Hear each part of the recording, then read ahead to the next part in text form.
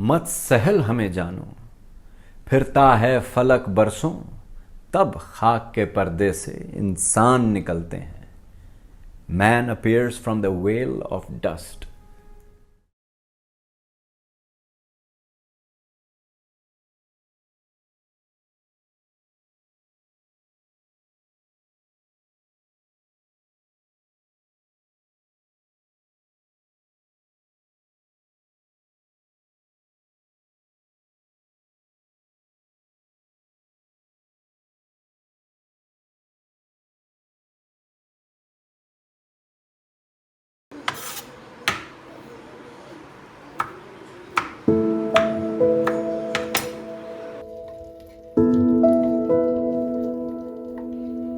When we had the partition in 1947, that time a lot of people actually from Bangladesh, from Hindu community, they left Bangladesh. And also the Muslims came to Bangladesh. So there was this religious kind of thinking behind this partition. This displacement put many people in insecure life. So how these stories are related to your food habit also. Like how this thing is circulating in your circle and then creating a different kind of missing or with the loss of family and all these things together.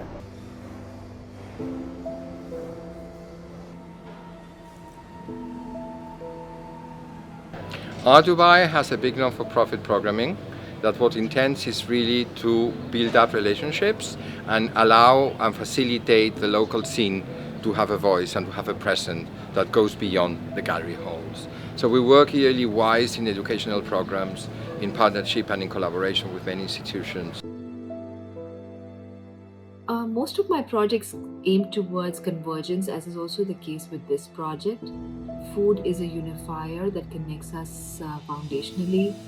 I am interested in those foundations, those roots. Like ground zero, where divides are respected and similarities are embraced, be it sensory, cognitive, or visceral experiences we make as individuals or as collectives. My work is essentially about observing. My interests lie in how materials and processes serve as sensory portraits of the experiences inhabited and bygone.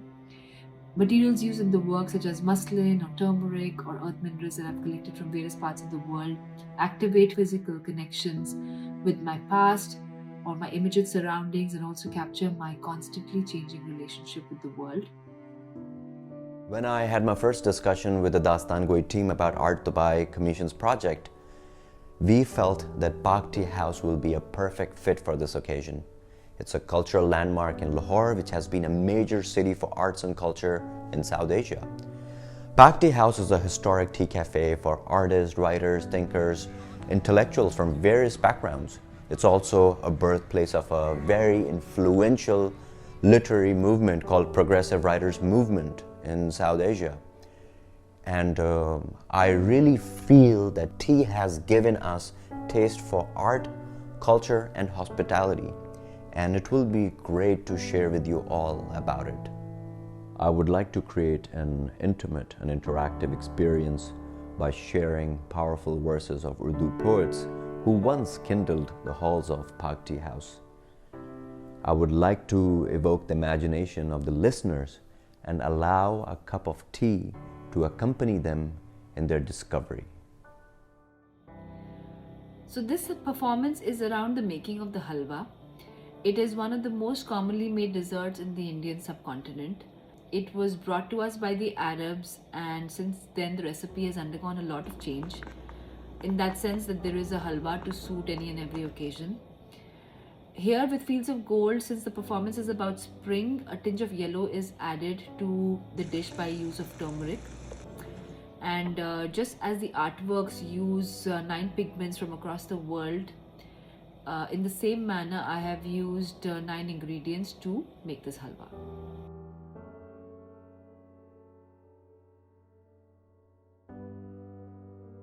Community I come from, the minority community in the northeastern part of the country, the food that we eat is not does not necessarily form part of the main Indian cuisine as we know it. And I think I've always grown up knowing that the food that I eat, the food that we cook, is different from the rest of the country. Of course, India is very diverse, but I think our food has sort of, yes, it's been loved by so many people because of the flavors, but it's also been rejected and criticized. Growing up, food for me has become so much a part of my identity because of the flavors that we have, because of the herbs that we have that are indigenous to our land, indigenous to our hills, and something about the flavors, the smells, the taste that for me really speaks out about who I am. It's the food that nourishes me, it's the food that nourishes my identity. But he was drawn high up to the hills, the Khasi hills,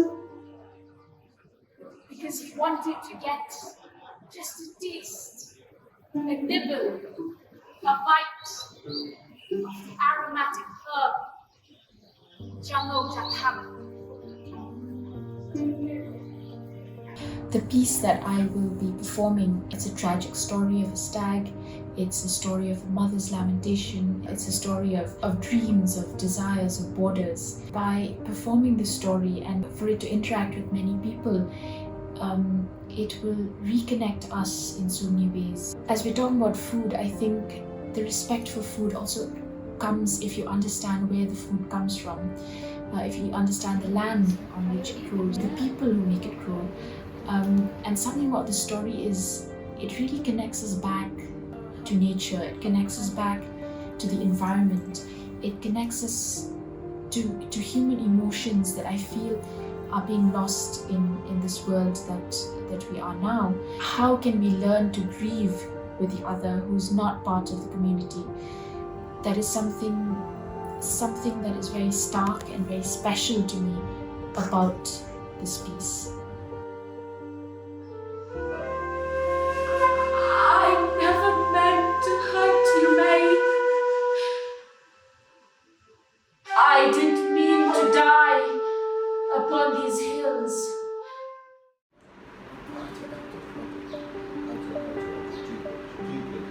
Actually, it just, we always raise a voice, not to state, it's a very poetic way, not to disturb people, but we wanted to pursue what we are thinking, what was the expression through the history or through the global system. So it gives a beautiful visualization, but at the same time, behind the aesthetics, there is a pain. So that we want to share and make the world more understandable. So famine came. During the famine, people find a different way to survive.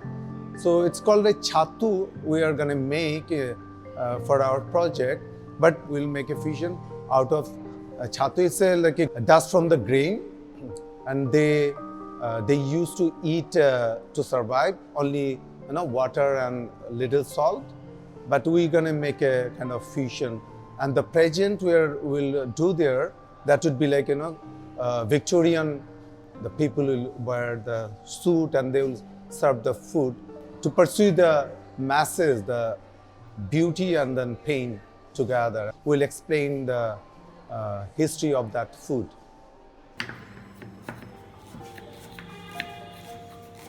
So my project is titled as Rashamanjuri, which is a Bangla name of a sweet from my small town, Gaibandha.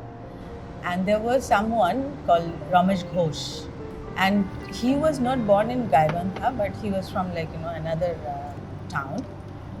And my memories pretty much stick with that sweet for many years, because it's a must at your house for any occasion, like any happy occasions. So when I heard about this project, I was just thinking that why not I pick up that story, because I miss it. Ramesh Ghosh is no more, and there is a story behind the whole thing. So I chose this.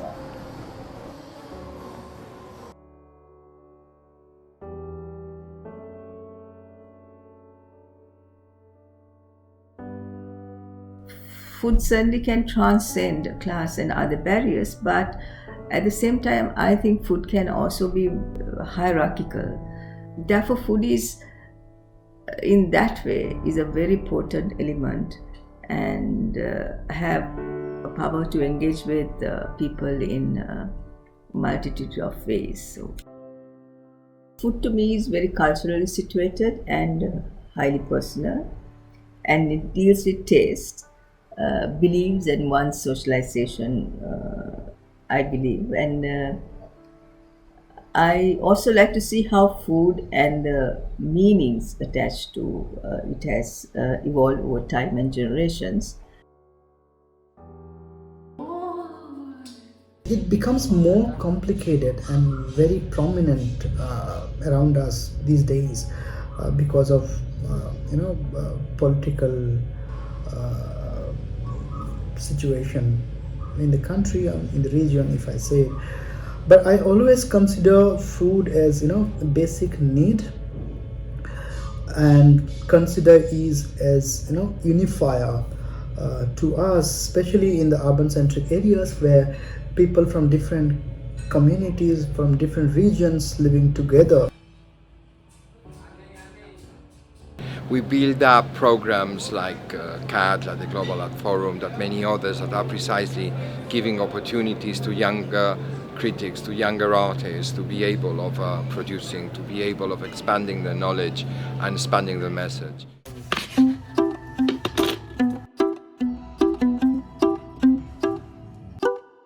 In Breadwinner, we actually play the game as it's like eating together, sitting together and eating makes a bond. Playing together in a group makes a better bond, in a way that it actually builds up the community sitting together, because also the gaming is something which we've always learned. We've actually learned about life while playing, and we often forget that we are adult, but we are actually just grown-up children. And in Breadwinner, actually something really interesting happened, because you are breaking a bread together with the one which you are competing with, your family and also strangers, because that's what the premise of the game looks like, that it allows people to seep in from different cultures, and then they sit together and they compete. And of course, the game will actually take you down to a point where you will all be vulnerable, equal. There is no border, no culture, and only the connection is your food.